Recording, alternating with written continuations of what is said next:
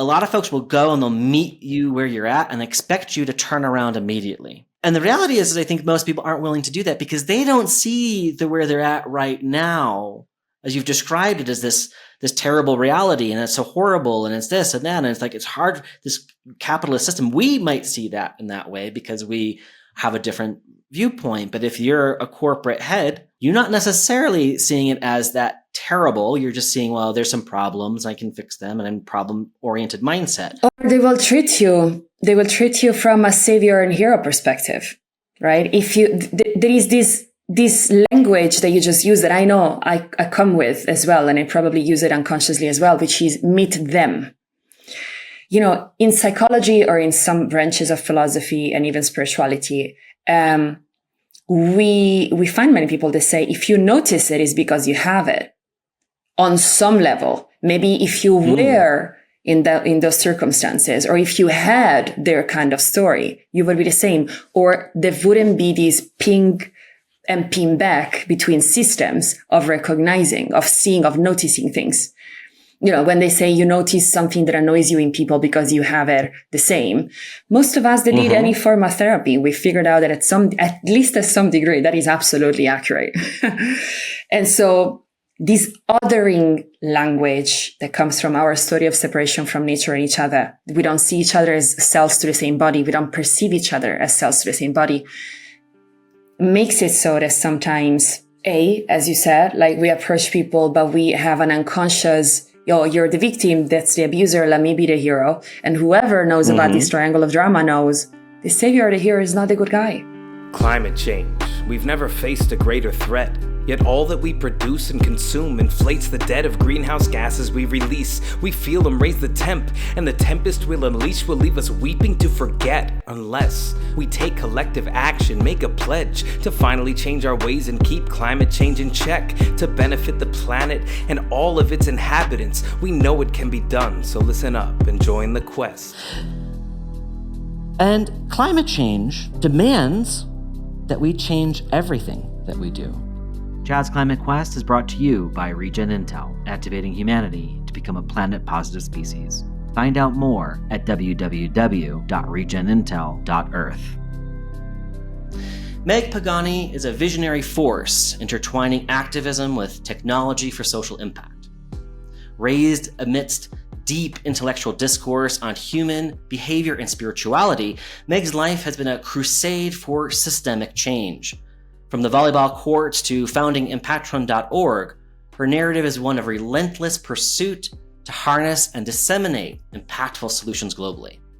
With a critical eye on the dynamics of power and purpose, her voice echoes from TEDx stages to family offices, propelling others to wield their influence for the planet's regeneration. Meg's work now focuses on equipping leaders to wield power in transformative ways. Meg is not just an entrepreneur, she's a visionary, reshaping the landscape of activism and impact. She brings a decade of insights to empower others in redefining power for the planet. Hi, Meg. It's great to have you on the show. Thank you for coming along my climate quest. Thank you. It's a pleasure to be here.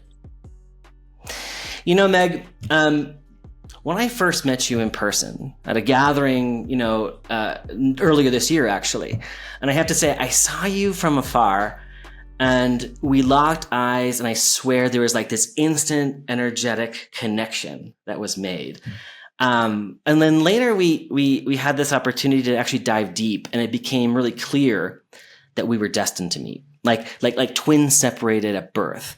And something tells me that you find yourself meeting lots of people like this throughout your journey. We can say lots because I am fortunate enough to be able to say we are more than we think, or more than I used to think it would be around. So in a way, yes. At the same time, I would say that the kind of connection that you and I had, where we just saw each other, and within me there was like this feeling of like same. Whatever. It's like same.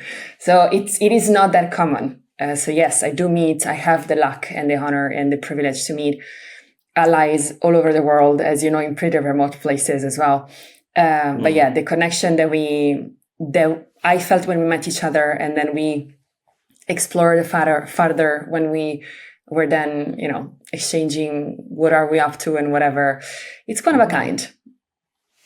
Oh, I feel really honored and special to have that connection. But I do find myself contemplating this sort of, the seemingly serendipitous, these chance encounters that feel as if they were meant to be. And I wonder, where do you think this feeling comes from? This sort of sixth sense of familiarity and common purpose? Well, much of my perspective on this topic has actually evolved quite a lot over the last few years. I actually don't think we ever talked about this because, of course, I could recognize this earlier in my life. I think we all, to some degree, get to meet these like brothers, sisters from other mothers and fathers, right? But since I started to work more closely with Indigenous culture in particular, so over the last few years, there is another, if you want, lens of interpretation of this that came out for me, which is, as you probably know, and I know your work, so I do know your knowledge on the topic. Indigenous cultures don't believe the individual exists. They believe we are nature expressing itself, having a human experience and a human experience and a plant experience and a whatever experience. And so to me, these encounters, especially when you have this very odd, immediate familiarity, this like recognizing each other more than meeting each other for the first time, to me, it really speaks of like, there is something within me that is ready to come to life in some way, and therefore it is ready to meet and braid roots and branches with whatever you have been weaving and cooking and preparing, etc. So I see it both as a like very serendipitous and poetic recognizing of each other, but also it is like much wider web of wisdom expressing itself way, in a way that is way smarter and way, again, poetic in a way that we could be probably. Yeah, it's a poetic and I love that. And it is also, you touched on this, I think, and what I heard there is like this sense of readiness almost. And like that there's this serendipitous, like your readiness to accept the possibilities of the seemingly serendipitous that opens us up to feeling of commonness, right? Like we find our twins separated at birth because we're ready to accept that connection. And there's almost like how do we harness that readiness to be accepting the openness and or accepting the commonness?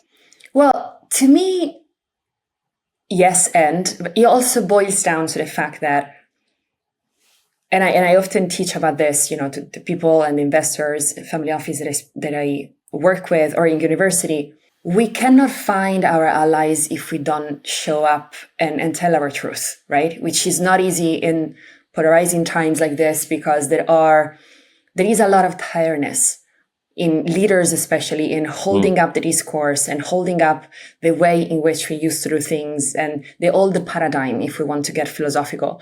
But there is a lot of tiredness, in lifestyle, in choices, in the way we work, in the way we approach work and investment and any sector really. And so it does take some training and confidence to speak our truth, especially those of us that don't want to do it in a way that implies that I have the truth and you don't have yours. You know what I mean?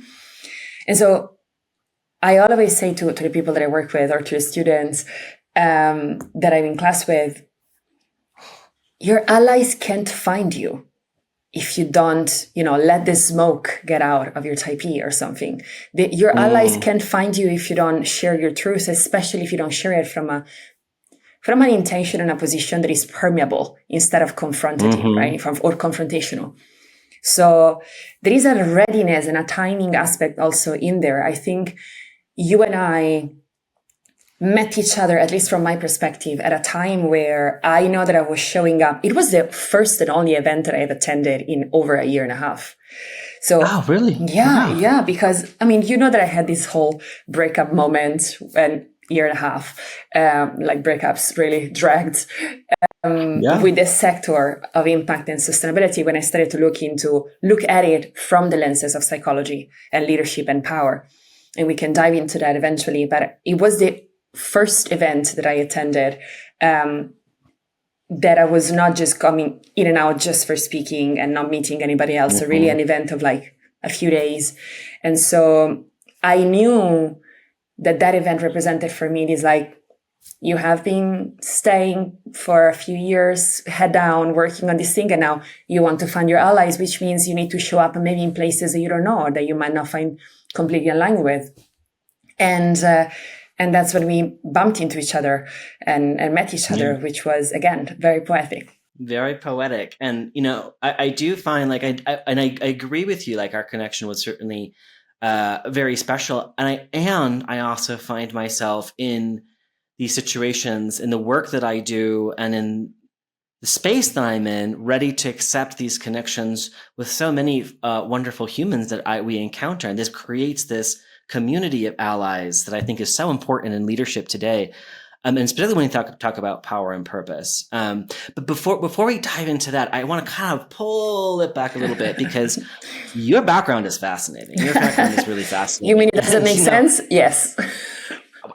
I think one of the things we're connected to is that both our backgrounds don't make sense. You were an artist. I was an art historian. You were a professional volleyball player. I like to watch volleyball. I'm not an athlete. I do yoga, but even pulling back before that, because there's something about your story that I found really, really interesting. Was like, you know, you place a lot of value in your connection to your family and the way you grew up and how you grew up, where you grew up. That container. It seems like it was part of it was very conducive to this exploration that you're on your journey. And I'd just love to hear a little bit about your, and your upbringing, the lessons from your family and your community that bestowed upon you in this space, this academic, intellectual space, and maybe talk a little bit about your journey to get here. I mean, I owe everything to my family, but this is a statement that I was not ready, I guess, to share, but also didn't identify with up to like maybe just a couple of years ago. And of course, to some degree, everybody owes everything to their family. We wouldn't be here if someone wouldn't have, brought us here in terms of like giving birth. But not everybody feels, and I definitely didn't for a very long time, is like connection to my own ancestry and connection to my own. And not ancestry in like necessarily the far away ancestry, like the close one, my actual family of origin, my father, my mom, and my two younger sisters. So I was born in a super small town in Italy, 10,000 people or so, in a family where my dad was a theologian and a psychologist, and my mom is a nurse, end-of-life nurse. And I think in English you call it psychomotorist, so developmental age and cognitive science expert especially for kids and people with disabilities. So I grew up in a household where concepts like your beliefs create your behaviors or determine your behaviors, and the invisible creates the visible, in that sense, was everyday conversations, like that different philosophies from all around the world share principles and roots. It was not something foreign to me.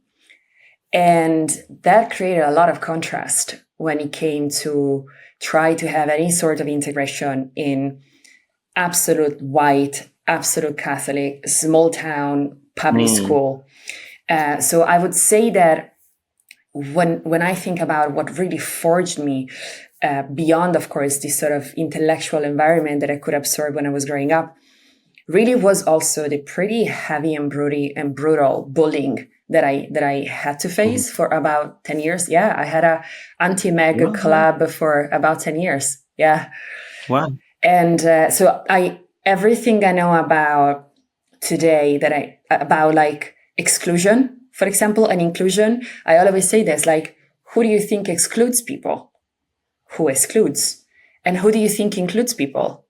Who excludes? Sorry, who was excluded? Like both types were excluded. Just one of them decides to act upon it in a different way. Instead of perpetuating the exclusion, they say, okay, no, it actually ends with me and I will include instead. So that root, that knowledge or awareness, I would say, of where choices of impact, choices of inclusion come from, they all come from the awareness of, pain and sensitivity.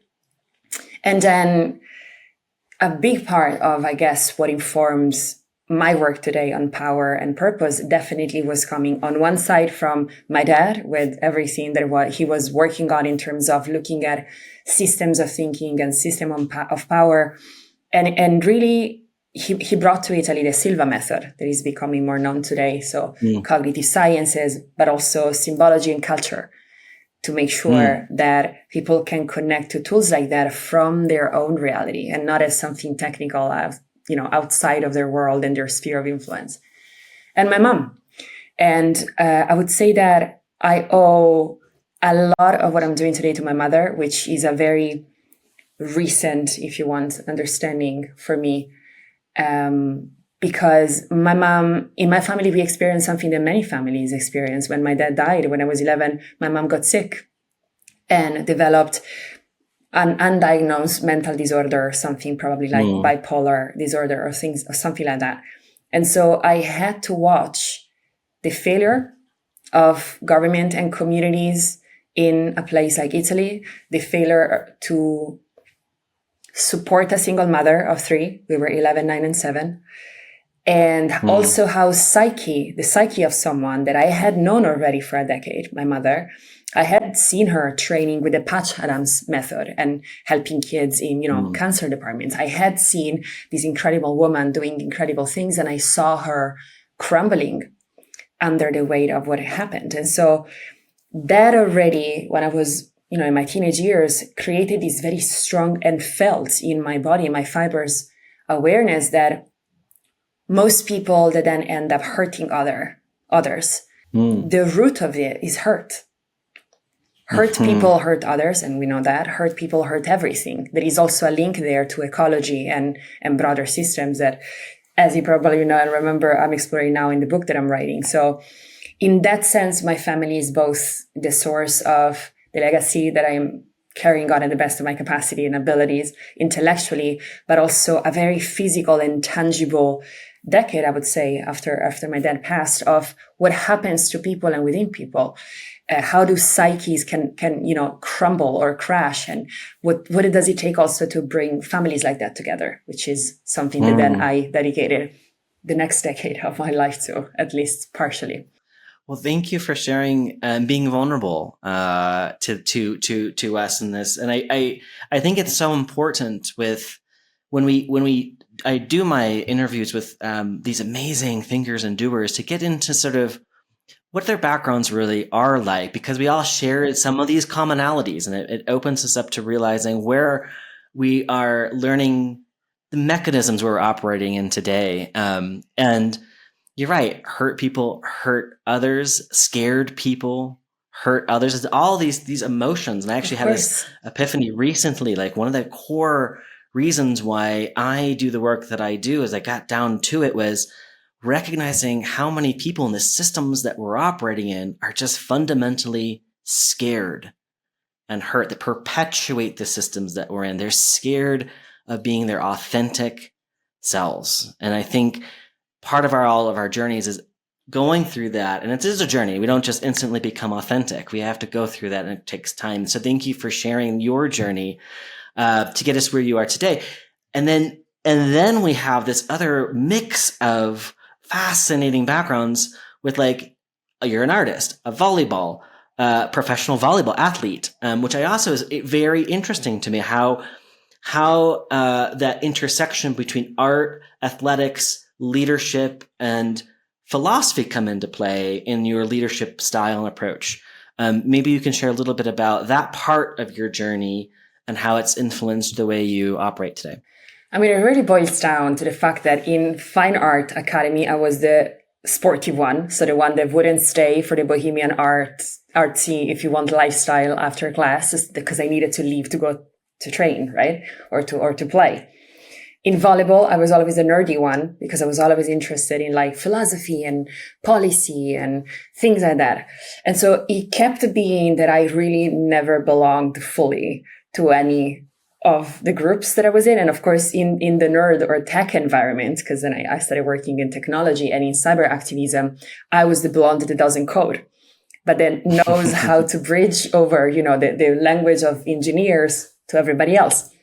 And for me, really, fine art and my choice to study art was, for lack of a better word, the only option really that I had. Like, I wanted to study psychology, I wanted to study political science, I wanted to study medicine, I wanted to study so many things, but it boiled down to the fact that I wanted to be free to explore whatever I wanted. And I figured out that art and drawing and visual codes have always fascinated me because they really transcend language most of the time. And many times language is based on that. It comes from that, right?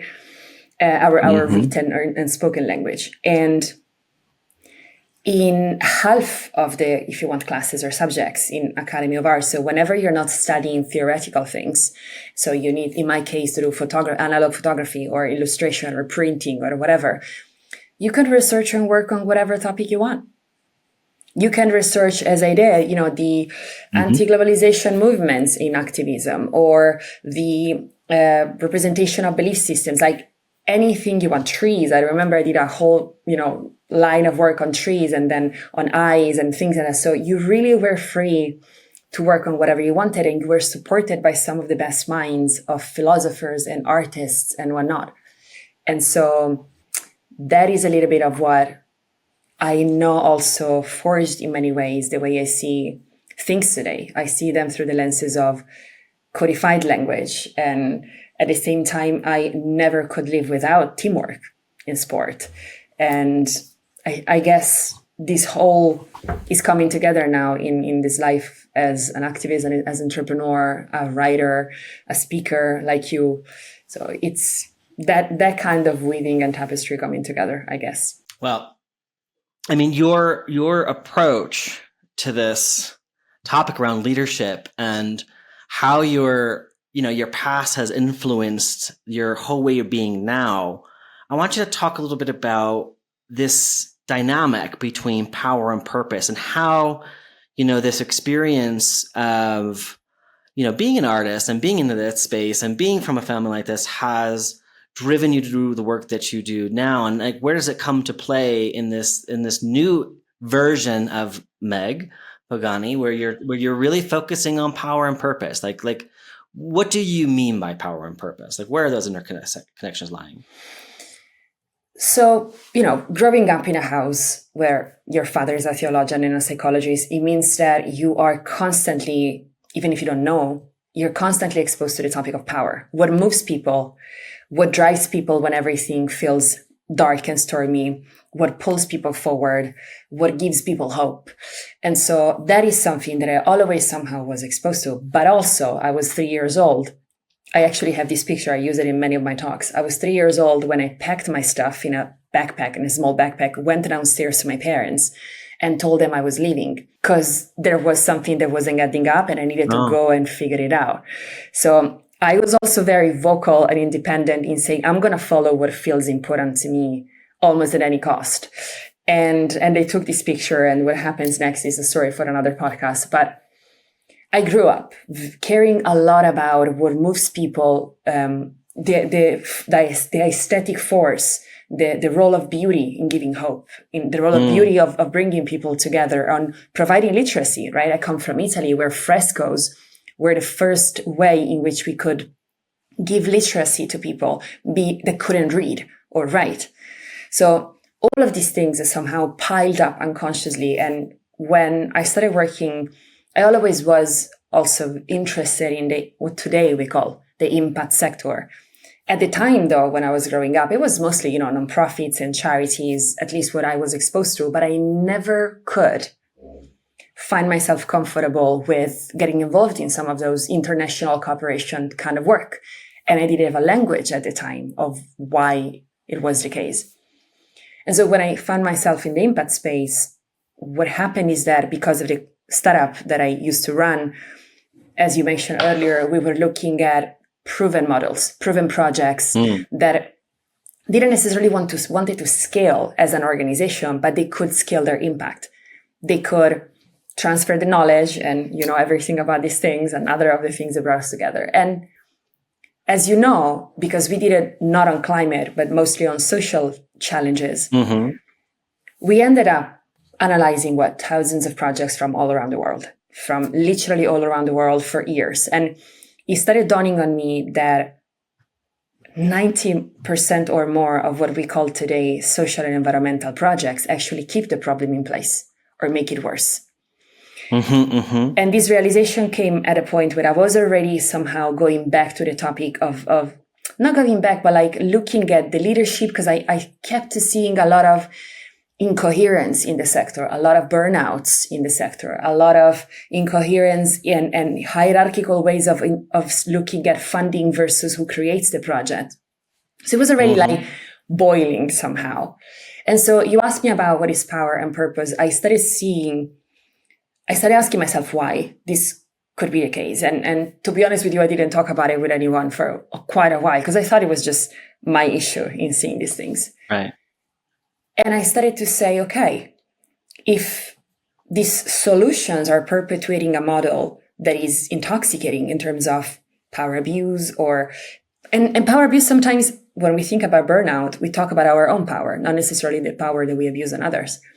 I actually went back and I'm like, oh, wait a second. We keep framing these social and these environmental challenges as these like external threats that are coming at us. But actually they are forms. They are the result of abuse of power on nature, on each other, or on ourselves. And so it became clear for me that I couldn't continue identifying with this sector, especially without looking at the topic of power first, only to discover, because purpose I already cared about. But I'm like, okay, but if I go for my purpose or everybody goes for their purpose with a biased or intoxicating idea of power, that's when it's like a virus, like you are perpetuating, and we've seen it so much in the past few weeks. We keep perpetuating this way of seeing things and way of looking at reality in what you call solution. And so we are sabotaging ourselves in the best of cases. And power became to me something that I discovered. We're very uncomfortable to talk about power. Nobody likes to talk about power because most of us culturally experience power in the form of abuses or hierarchical structure. We even have a language that says people of power to intend people that are above others instead of intending that everybody has a sphere of influence or sphere of power, bigger, smaller, different magnitude. And second, that there are cultures on the planet that have an healthier idea of power. Not necessarily because these cultures are better, most of the time because these cultures are older and they have gone through specific phases already. And so for me today, purpose is that thing that provokes us. That thing that makes you say, yes, polar bears, the Amazon, child abuse, women rights, racial justice, all of the causes of the planet are important, absolutely important. But this one, or these ones, really touch something deeper, really provokes from an etymology perspective, talks about so force, and vokes, like it's whatever provokes us is something that is calling us to present ourselves. And so purpose is that thing that talks to you in how you feel fired up when you talk about something specific, or the way something is just more annoying to you than other things, or something that you really, since as long as you can remember, it should or could be different. And power is whatever you have at your disposal, your energy, your attention, your relationships, your sphere of influence, your sensitivities, your wounds, your privileges as well. All the toolbox that you have, the cards you were dealt with, that you choose to apply for this purpose. But the way you apply it, as we just saw, can create more of the same crises, more of the same structures, or choose to regenerate if you want, to create crasi, the opposite of crisis, which is a union, a unity in diversity. And so these two forces, in my view today, are, I would say, the elemental forces that are behind everything that we're doing in every sector, and most especially, of course, in the so-called purpose economy, because evidently is a word that we use a lot in the sector that you and I identify with. So, yes, I'm really curious actually about your definition of power. So you've talked a lot about power, but I'd like to I understand like this is the capacity people have, the tools, the skills, all these things. But at the end of the day, what is power? What is this core concept that is driving us? Okay, these, what you've described, I think, is very much the tools that we use to exercise power or to do something. But what is the something? What is power in the application? I think you touched on the application, but I want to get to that definition a little bit more succinctly. Because my answer, I would say, still sticks on the wall, because for me, power is different layers, very different layers. At the core of it, I would say, is the intention and the ability to influence things. And if the ability speaks to the tools and what you have at your disposal to exercise that ability or to increase that ability even, the intention is just as much part of what I conceive as power. We can talk about it philosophically, we can talk about it energetically, we can talk about it in very different ways. At the end of the day, it boils down to that. There is an intention, like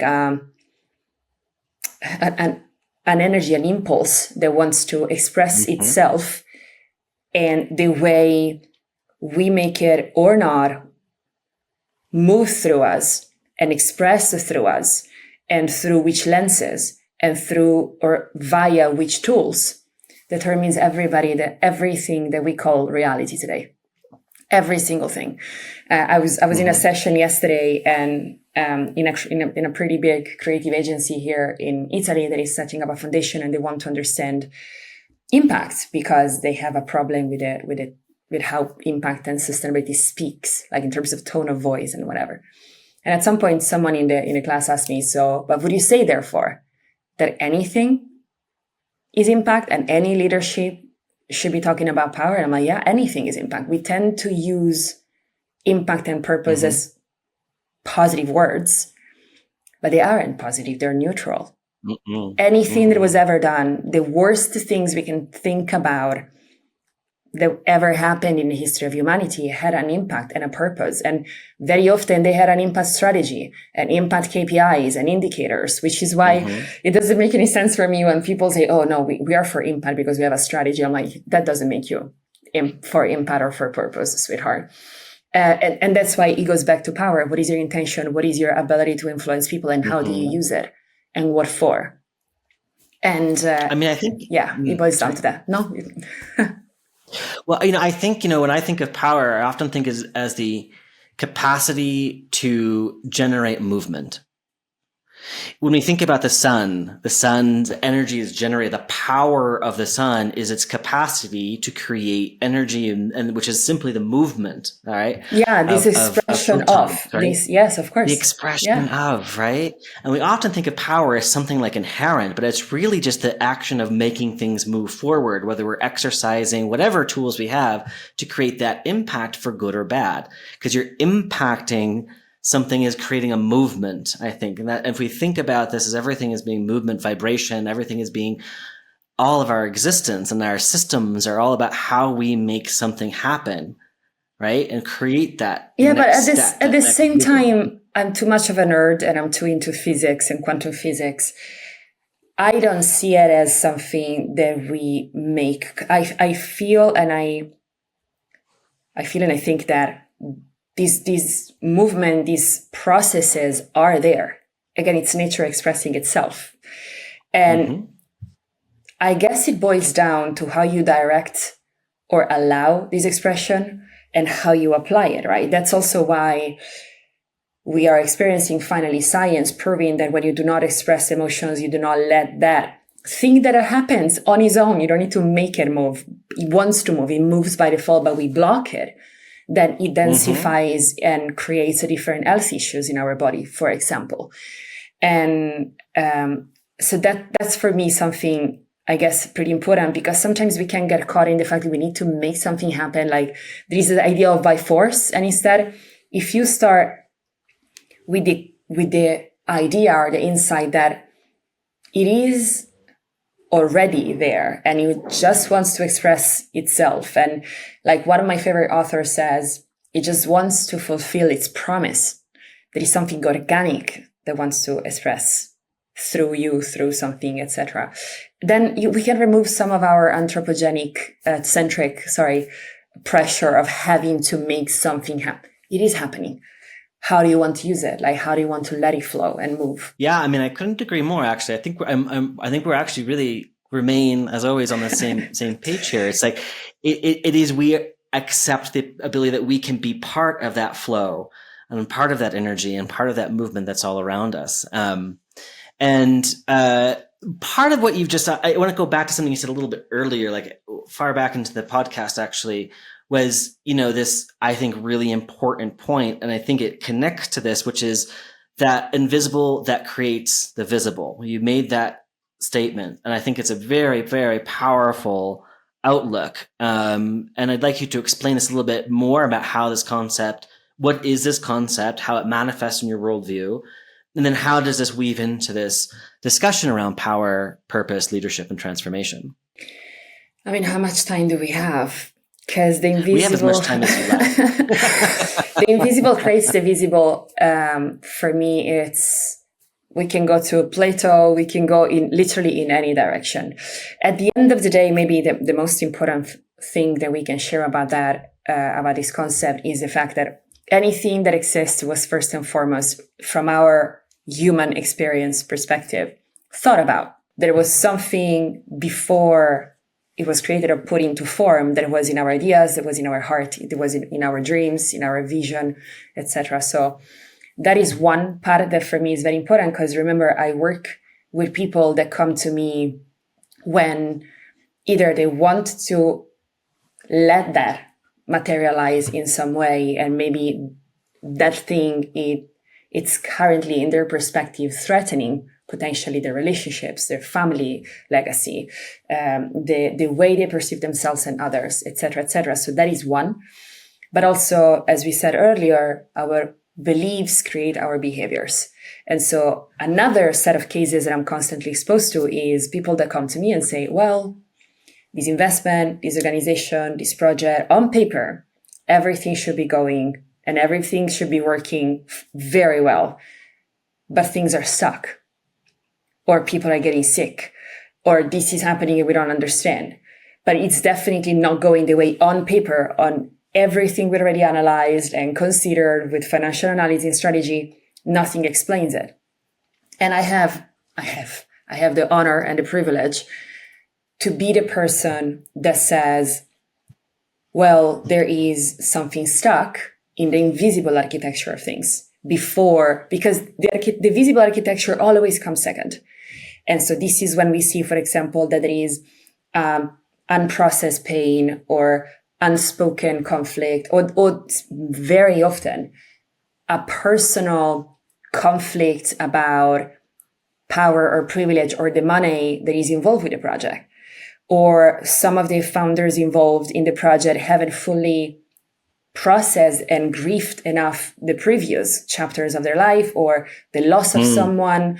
It can be anything, but there is something that is stuck within the people that are involved, and they're, having primary roles somehow.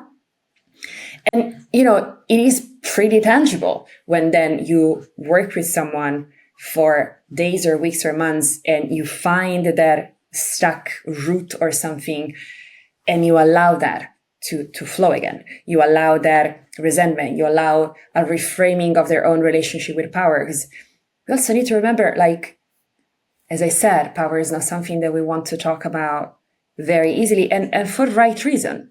Again, we are coming to a reckoning that is probably going to be growing even further with the abuses of power. So people that had power over or chose to conquer that power over nature and others, how did they use it?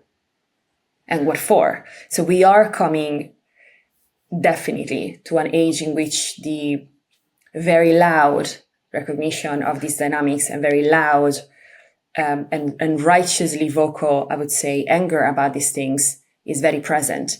I also, though, see a lot of people with a lot of power and with a lot of privilege, with a lot of resources, that had done nothing wrong in terms of like they haven't themselves done any of these things. And this is anyone from white men to people with money. It doesn't have to be necessarily people with a lot of assets. First, being portrayed and framed for what was made and done before us. And second, having honest conflicts with the position that they're in. And while I do resonate with that and I appreciate that and I understand it comes from the best places, I see those people, and I very often find myself included in the group. I lived 5 years in Latin America where my white blonde giraffe figure represents everything that some of those cultures resent. If we don't recognize these things and we don't reconcile with whatever sphere of influence, whatever powers we have, we cannot use it differently.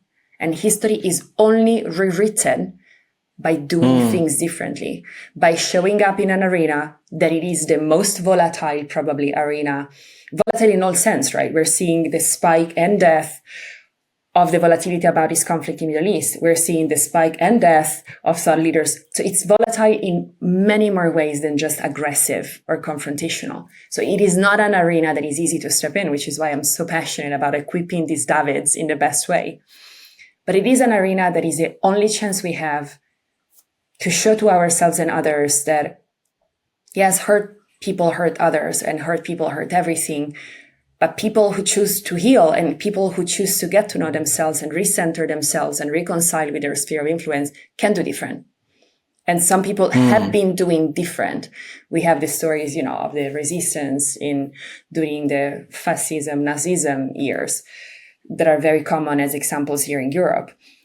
We always had examples, not as loud, of people that chose to use power differently in a specific way. I think now we have the extra complexity of the AI discourse and the planetary crisis we're experiencing to come at us and ask, well, what do you want to do now? Now that you have all the information, now that you have decided that we were not knowing these things, therefore people didn't do it. Now that we know it all, it's not changing because people don't take courageous action because of data. Most people struggle with groceries numbers. Most of us, and I know that you're a nerd and I am as well, I can look at a chart and say, okay, no, this is compelling and important. Most people don't have that and they shouldn't necessarily. We don't take courageous, not even you and I, Chad. The most courageous things we have done were never out of logic. Never out of course, at some point, maybe, not always, we have considered the pro and cons, but the decision at heart was taken and was never about data. And this is something that we tend to, in my opinion, we need to remember because if we know, and I think everybody that listens to your podcast knows, he, or they came to be a lighthouse for whatever they care about, whatever provokes them. But if you know that, then we can't curse the storm.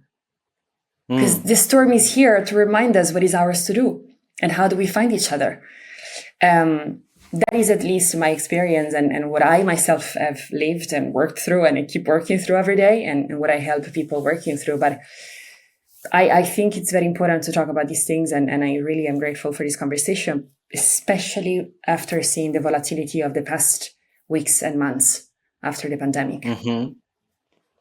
Yeah, and I think there's like so much to unpack here, to be honest. Like, there's like five different lines that I was like, oh, I want to talk about this, I want to talk about this, and there's a whole bunch.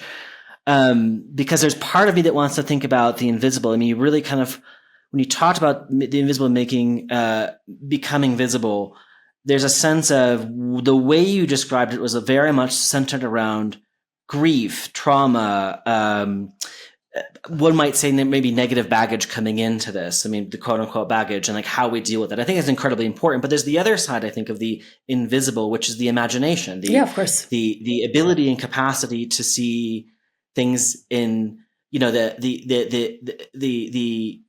what things can be, what things could be, to exercise that imagination. So I want to talk about imagination, but I also want to talk about power. Well, let's talk about imagination first, and we'll go back into the other things, because I think that part of the challenge, and it does, I think, connect to that sense of like how, like those lighthouses and like where we're seeing our way through this storm.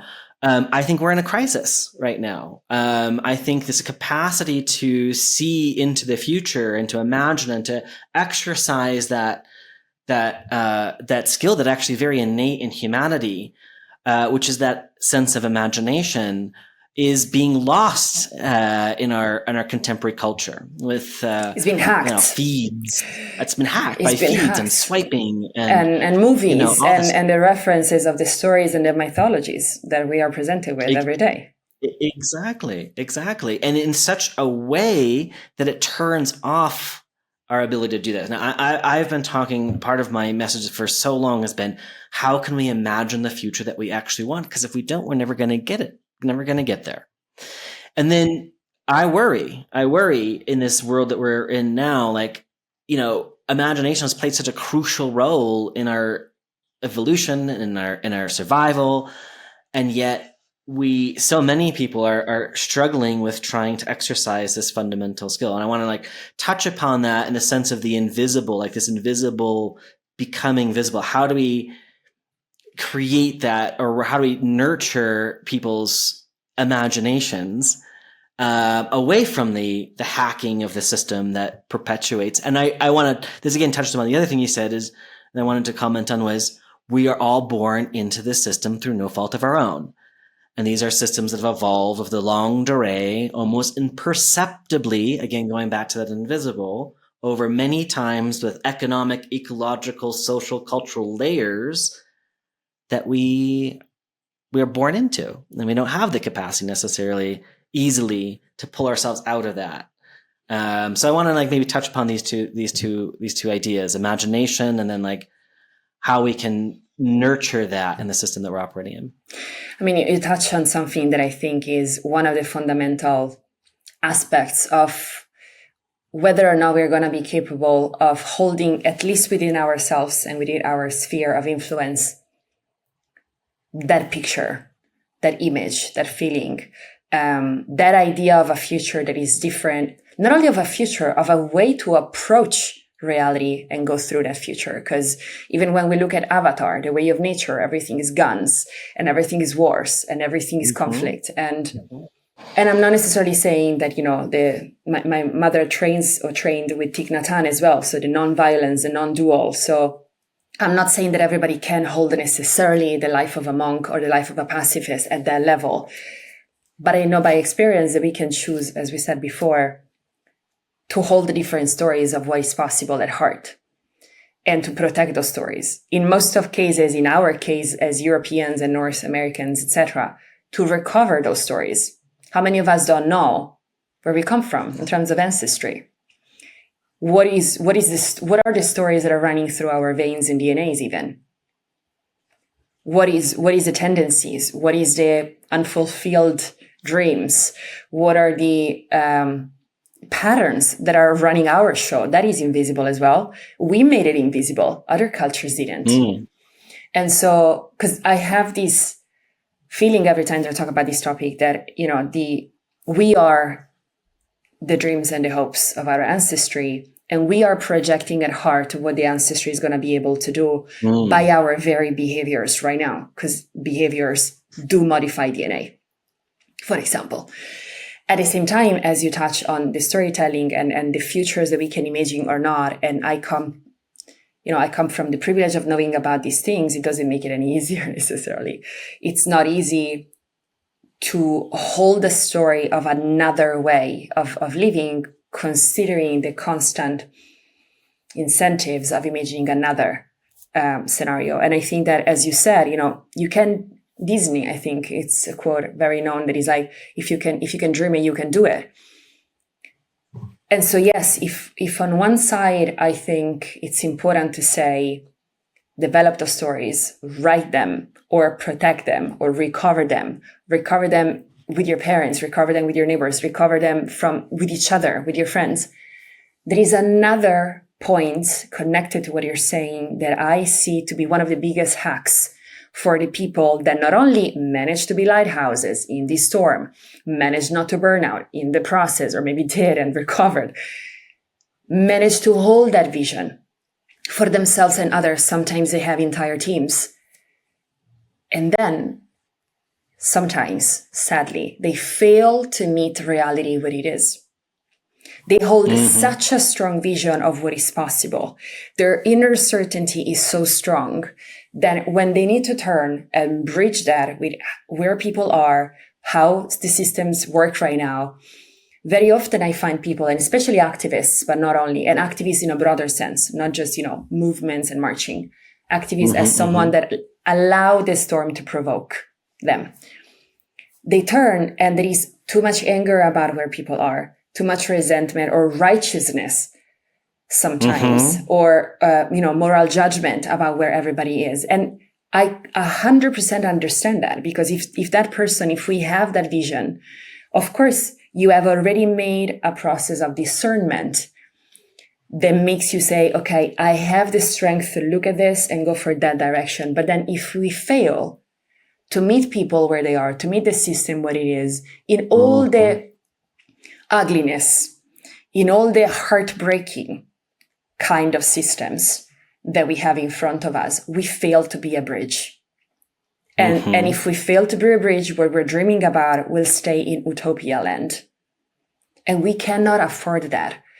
I have seen more impact happening because I handed to people one of my favorite books on 101 standard, very brilliant, very nerdy marketing book on how to frame and design offers.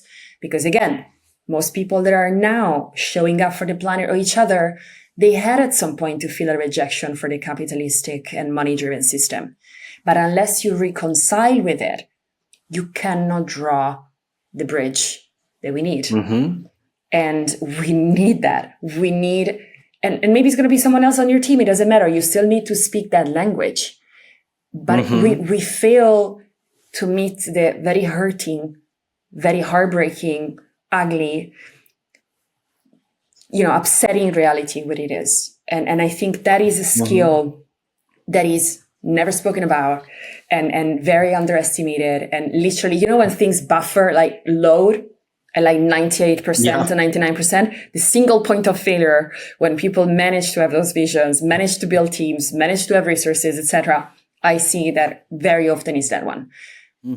I think you're absolutely right. And one of the core values and core sort of mission at Regenerative Intelligence or Regen Intel is this line that I love, and it actually came from a friend and colleague, Pandora Thomas, who's a regenerative farmer in California, and she said this many years ago, and I've been using it ever since. It's and it's become the tagline at Regen Intel and the work that we do for our transformation, and that's we have to meet people where they're at, but not leave them there.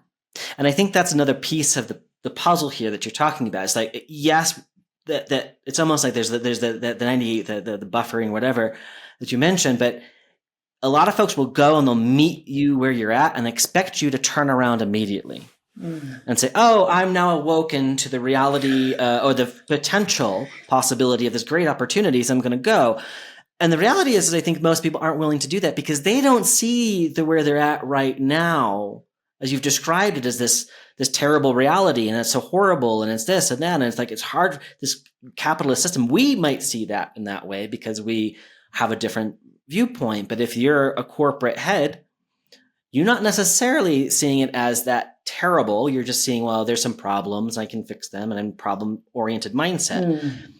But if we meet you where you're at and say, okay, we recognize and honor that, but then walk with you step by step. And I think that's where a lot of failure also happens in this space, is that folks, they may meet you, they may say, okay, let's go there, but then they're like, leave you there. And they're like, okay, you're not ready to go? Bye. Or they will treat you from a savior and hero perspective, right? If you, there is this language that you just use that I know I come with as well, and I probably use it unconsciously as well, which is meet them.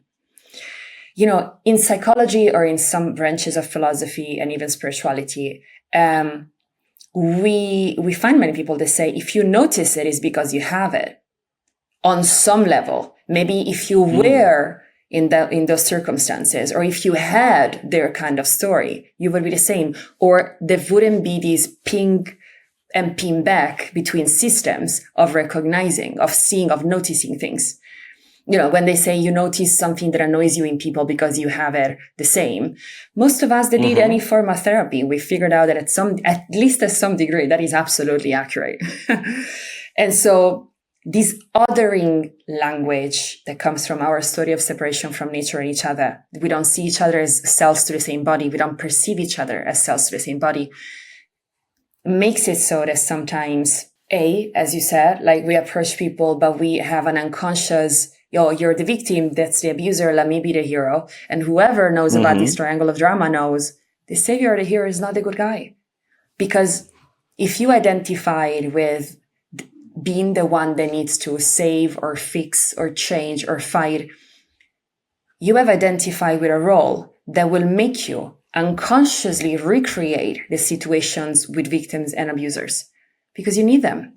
You haven't conquered for yourself a story where your worth is not connected to that.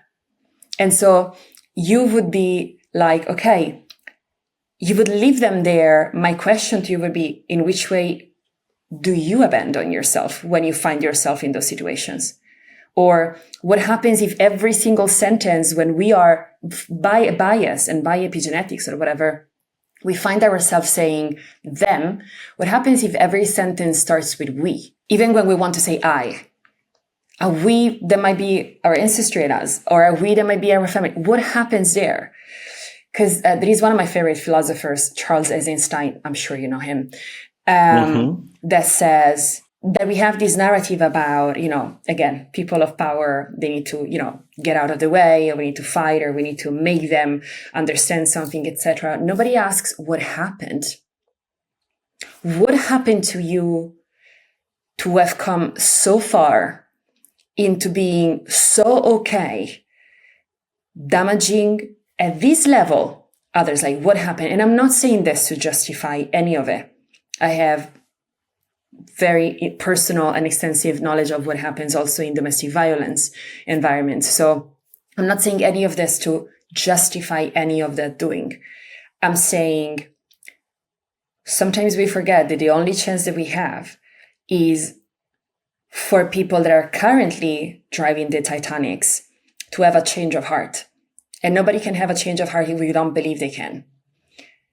And I absolutely know most of the people that maybe you and I and who's listening think about the rage and the sense of hurt and betray is so overwhelming that we cannot imagine that change of heart can happen. And we go back to what you said. If we can't imagine, how can it happen? How can it happen? How can we hold the circumstances or maybe even just a conversation where some of this can come through? I'm not saying is any of us necessarily labor. I know it is labor that I enjoy because I do believe that in many cases, the best of our chances lay in us all reconnecting with nature and the fact that we are nature and that we can use our power the way nature does, not just a few of us. And so, as you wisely said, it boils down to the invisible. It boils down to the things you feel you want to bet on against all odds most of the time, because that's when miracles happen, right? Miracles in the true sense of the word, like something that was logically impossible, mathematically impossible, and yet it is here.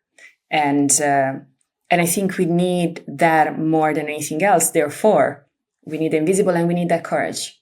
And the courage and that sense of commonness, sense of togetherness.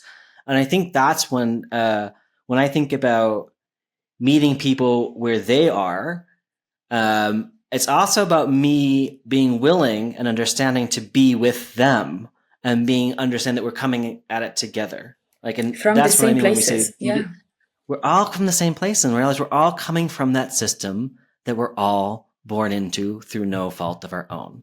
And if we can honor that, I think we can have that empathy and compassion that are required for us to really create system transformation, because we're never going to do it if we create that othering where we leave them to do you're this and I'm this. But if we actually come together and say, okay, like, how do we build this together? And how do we understand, like, what are the components, the features of the system that you believe in, that other person and me as another person believe in these things? And how do we come together and recognize that, that it is a togetherness, it is a commonness? because we can't be separated, because there is no separation. And that's also, again, with nature. So that how do we all become one and whole? One of my daily mantra, and I'll share that, I don't often share that, but is authenticity, integrity, empathy, compassion, leading to wholeness. And these are the things I remind myself every day. And I think that these are characteristics of leadership. And in fact, I will say one of the characteristics we've at Regen Intel, we've launched this Cosmos of Stars, which you're part of, Meg. And one of the requirements is those are the 4 characteristics. Like when you come in, be authentic to your true self, have integrity of your word and action, be empathetic to others, and find compassion where you can, in loving all. And I think that these are really important characteristics for everyone getting into this space to then exercise power and purpose. I want to touch about a little thing that you said earlier as well that also very resonates with me. And this is that sort of, I'm not sure the right words that you use to describe it per se, but these, you're kind of touching on these folks who are, well, I'll just put it in the language I use, because I'm forgetting the exact words that you use, but the words I often think is this difference between mission driven and mission derived. And what I mean by this distinction is when I think of, and my coach actually talked to me about this many, many years ago, and it was just like an opening and an understanding of where you are as a leader.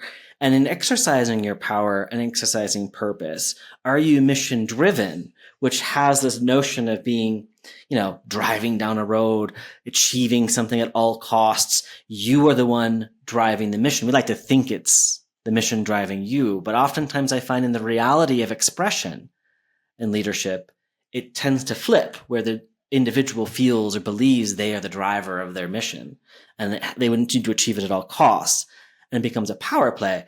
And I think when you think about mission derived, it's this sense of flow. I come from the mission and the purpose. And so therefore, as I exercise my power to fulfill this purpose, this mission derived mission, everything I do serves the mission because it's what's the wellspring from which I originate. And so it allows that flow between, able to deal with things that come at you because you're not about you, it's about serving the mission. And I wanted to touch back on this. I mean, those are the words I often use in my brain. But I think you touched upon this. And I think one of the worries when you get into the hero savior paradigm is this mission driven leadership. I'm going to be driven at all costs to do this and become the hero savior. And I wanted to touch a little bit more about that because I do see this as a huge danger as a commoner, where I believe, we don't need heroes, we don't need saviors, we need leaders, but not heroes and saviors. So I wanted to come back to that point. 100%, and I will try to be brief because I definitely want to take some of the questions from our audience if there are any. It's one of the most important topics again. Because there is a difference of degree, I would say, between falling into the savior or hero trap and the chosen one syndrome. Or this this idea that this powerlessness and delirium of omnipotence. Because when that happens, we are forgetting something fundamental, which is, as we said earlier, and the language of indigenous cultures is just so much more beautiful than mine. The individual person doesn't exist. We are nature expressing itself. Whatever we feel is ours to do is not actually ours to do. Is not personal. There is an podcast that I love from On Being with Elizabeth Gilbert, the author of Eat, Pray, Love. That's what she's most known for, but she has written many other books.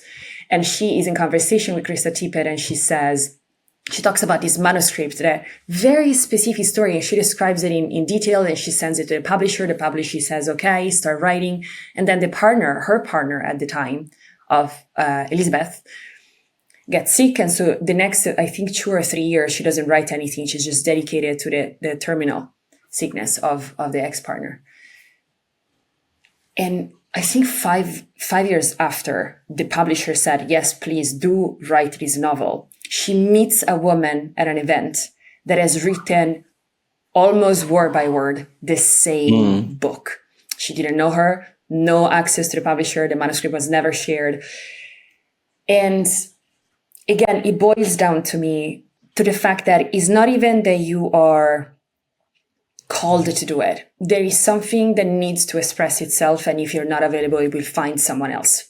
It's not even personal. So the delirium or the syndrome of like the chosen one, in my experience, it only creates damage for the reasons you said, but also because, the alleged mission that you're serving gets so entangled with your sense of identity and significance that you start applying force and forcing things instead of, and even, even myself, even the people that I train, we all have, each of us, a body sensation when we are, as you said, in flow. So whatever is that thing that wants to express through us, we're in flow, in sync, in reception of that signal, and we are going to express it at the best of our ability and probably with trial and errors.